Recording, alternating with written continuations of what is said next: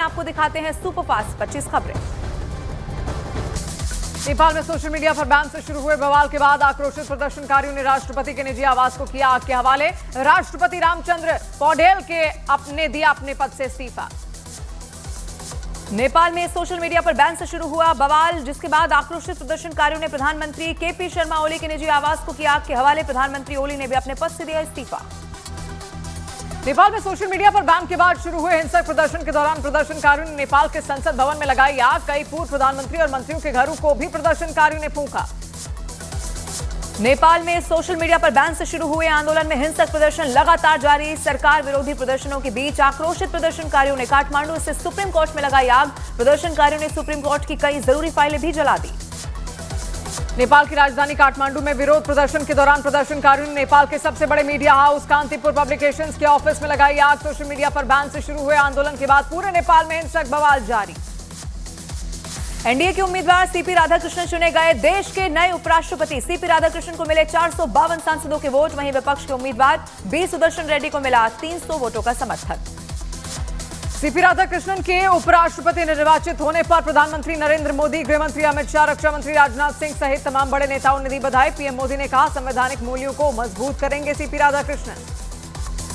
नेपाल में हिंसक प्रदर्शन के बीच प्रदर्शनकारियों का वित्त मंत्री पर गुस्सा फूट पड़ा। लोगों ने वित्त मंत्री विष्णु पौडेल को सड़क पर दौड़ाकर बुरी तरह से पीटा। नेपाल में सरकार विरोधी प्रदर्शन के दौरान लोगों ने पूर्व प्रधानमंत्री झालानाथ खनल के घर में लगाई आग। आग लगने से पूर्व पीएम की पत्नी की हुई मौत। ग्रेटर नोएडा के कॉलेज के हॉस्टल में 2 छात्रों के बीच हुई गोलीबारी की वारदात। एक छात्र की मौत, दूसरा गंभीर रूप से जख्मी। पुलिस ने मौके से लाइसेंसी रिवॉल्वर और 4 जिंदा कारतूस किया बरामद। उत्तराखंड के गंगोत्री में नालू पानी के पास पहाड़ी से हुआ भीषण लैंडस्लाइड के बाद नेशनल हाईवे पर आया पहाड़ से मलबा। सड़क से मलबे को हटाकर आवागमन किया गया शुरू। दिल्ली पुलिस की स्पेशल सेल ने टिल्लू ताजपुरिया गैंग के 2 शार्प शूटर को रोहिणी से किया है गिरफ्तार। कोर्ट में हमला करने के प्लान में थे शामिल आरोपी, फिराक में थे आरोपियों की गिरफ्तारी से बड़ी गैंग वॉर चली। नेपाल में हिंसक प्रदर्शन के दौरान प्रधानमंत्री ऑफिस के बाहर आधुनिक हथियार लहराते दिखे प्रदर्शनकारी। पीएम ऑफिस में घुसकर की जमकर तोड़फोड़।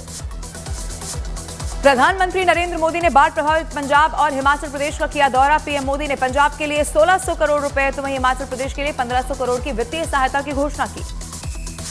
यूपी के बहराइच में रूपईडीहा इंडो नेपाल बॉर्डर पर आक्रोशित प्रदर्शनकारियों ने नेपालगंज की जमुनाहा पुलिस चौकी में लगाई आग। जान बचाकर भागे पुलिसकर्मी। एसएसबी ने भारतीय सीमा पर बढ़ाई निगरानी। उत्तर प्रदेश के महाराजगंज से सटे भारत नेपाल सीमा पर स्थित बेलहिया के भंसार कार्यालय को प्रदर्शनकारियों ने आग के हवाले कर दिया। हिंसक प्रदर्शनकारियों ने पथराव और आगजनी की। लद्दाख के सियाचिन बेस कैंप सेक्टर में भीषण लैंडस्लाइड की चपेट में आए सेना के 3 जवान। तीनों जवान हुए शहीद। सेना का रेस्क्यू ऑपरेशन जारी। नेपाल के वर्तमान हालात को देखते हुए प्रधानमंत्री नरेंद्र मोदी ने सीसीएस की बैठक की अध्यक्षता की। पीएम मोदी ने नेपाल में प्रदर्शन में युवाओं की मौत पर दुख जाहिर किया। पीएम ने नेपाल के लोगों से शांति बनाए रखने की अपील की। अबुधाबी में एशिया कप टूर्नामेंट का हुआ आगाज। आज यूएई के खिलाफ टूर्नामेंट का पहला मैच खेलेगा भारत। 14 सितंबर को पाकिस्तान से भारतीय टीम की होगी भिड़ंत। गुजरात के अहमदाबाद में बारिश के पानी में करंट लगने से पति पत्नी की हुई मौत। रोड पर पानी भर जाने के बाद स्कूटी को धक्का लगाकर पैदल जाने के दौरान हुआ ये पूरा हादसा। नेपाल में हिंसक प्रदर्शनों के बाद भारत से सटे सीमावर्ती इलाकों में अलर्ट। राज्य की सीमाओं की सुरक्षा को लेकर उत्तराखंड के सीएम पुष्कर सिंह धामी ने की समीक्षा बैठक। मुख्य सचिव, डीजीपी समेत बड़े अधिकारी रहे मौजूद। उत्तर प्रदेश के आगरा में यमुना नदी का जलस्तर बढ़ने से हालात बिगड़े। गोकुल नगर में पानी भर जाने से कई घरों को नुकसान पहुंचा। घरों के अंदर पानी घुस गया। बाढ़ के पानी के चलते पीएम आवास के तहत बना मकान गिरने का वीडियो आया सामने। राजस्थान विधानसभा धर्मांतरण पर रोक लगाने वाला विधेयक पास। जबरन धन परिवर्तन पर उम्र कैद की सजा और 1 करोड़ रुपए तक के जुर्माने का किया गया प्रावधान। मध्य प्रदेश के उज्जैन में शिप्रा नदी में गिरी कार की तलाश के लिए चौथे दिन भी चला सर्च ऑपरेशन। अब तक 2 पुलिसकर्मियों के शव हुए बरामद। एक महिला कांस्टेबल की तलाश अब भी जारी। सोनिया गांधी के खिलाफ दायर याचिका पर राउज एवेन्यू कोर्ट आज करेगा सुनवाई। सोनिया गांधी पर भारतीय नागरिक बनने से पहले ही मतदाता सूची में नाम दर्ज कराने का लगा आरोप।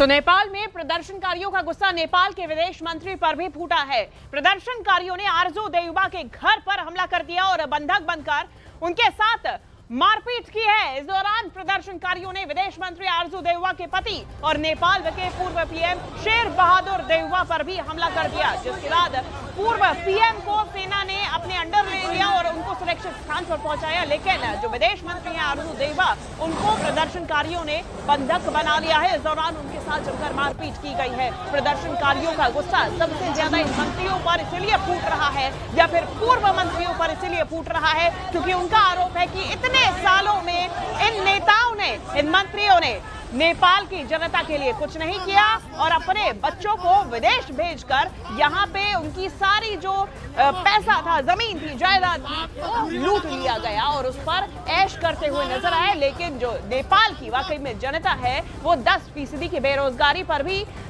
बची रही। लेकिन ये जो दूसरी तरफ तस्वीरें आई है, ये डराने वाली तस्वीरें भी है। प्रदर्शनकारियों का आंदोलन इतना उग्र कि अब सेना को अपने हाथ में शासन लेना पड़ा, रेस्क्यू करना पड़ा है। रेस्क्यू की ये तस्वीरें सामने आई हैं।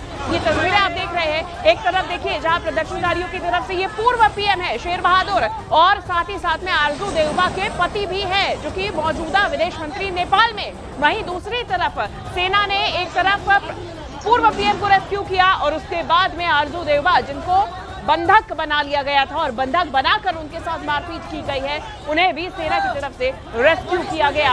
ये पूर्व पीएम शेर बहादुर की तस्वीर जिन पर हमला किया गया, इन्हें भी प्रदर्शनकारियों ने खूब पीटा है और साथ ही साथ लहूलुहान कर दिया है। इतना गुस्सा बेरोजगारी को लेके, करप्शन को लेके, तमाम भ्रष्टाचारों को लेके, इनकी संपत्ति पर कब्जा करने को लेकर तमाम आरोप प्रदर्शनकारियों की तरफ से इन तमाम नेताओं पर, मंत्रियों पर, पूर्व मंत्रियों पर लगाए जा रहे हैं। ये हैं पूर्व पीएम शेर बहादुर जिनकी तस्वीर आप देख रहे हैं और इनकी पत्नी है मौजूदा विदेश मंत्री आरजू देउबा।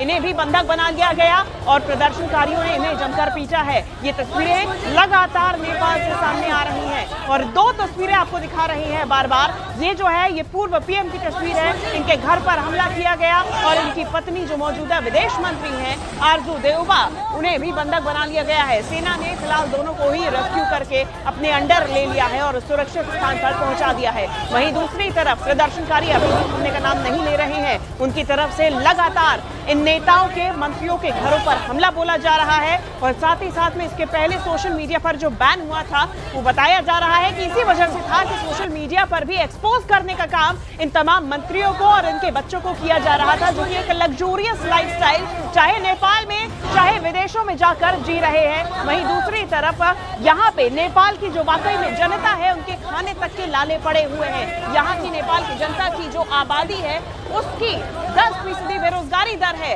20% से कम लोगों के पास में नेपाल की ज्यादा संपत्तियां हैं और आप ये डिवीजन अब समझ सकते हैं।